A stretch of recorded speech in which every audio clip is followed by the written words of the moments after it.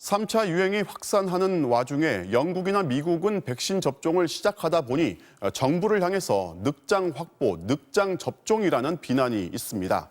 과연 그럴까요? 저희가 전문가들 의견을 두루 들어보았더니 접종을 시작한 그들은 위험을 감수하고 백신에 기댈 수밖에 없는 벼랑 끝 상황이었고 우리는 안전성과 물량을 충분히 확보했다는 의견이 많았습니다.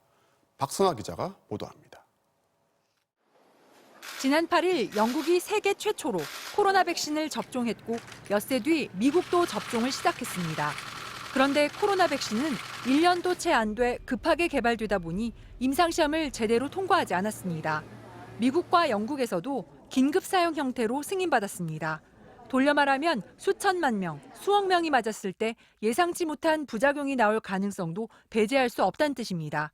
전문가들은 급한 접종보다는 안전한 접종이 우선이라고 말합니다. 임상 데이터를 보고 결정할 수 있는 시간적 여유도 받은 것과 다름없죠. 안전성을 좀 더 검토해서 우리가 접종하는 우선순위라든가 전략을.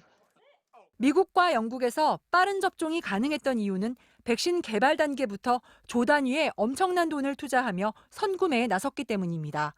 당시 미국과 영국은 확진자가 아닌 사망자가 수만 명에 이르는 절박한 상황이었기에 백신 외엔 다른 선택지가 없었던 겁니다. 반면 우리나라는 방역으로 통제가 되고 있었고 백신의 안전성과 유효성이 검증되지 않은 상황에서 섣불리 계약하지 않는다는 원칙하에 백신 확보를 추진했습니다.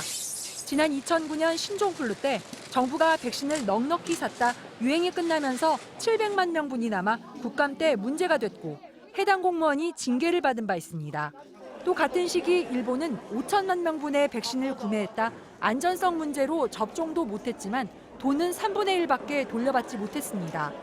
이런 상황에서 정부가 자본력으로 밀어붙인 강대국들과의 백신 경쟁에서 4천만 명분 넘게 미리 확보한 건 쉬운 일이 아니었다고 전문가들은 지적합니다. 우리나라에서 3,400만 명분 정도의 백신을 확보한 것도 우리나라 법체계나 예산체계로서는 정말 고생해서 했다 정도로 이해하시면 좋을 것 같습니다.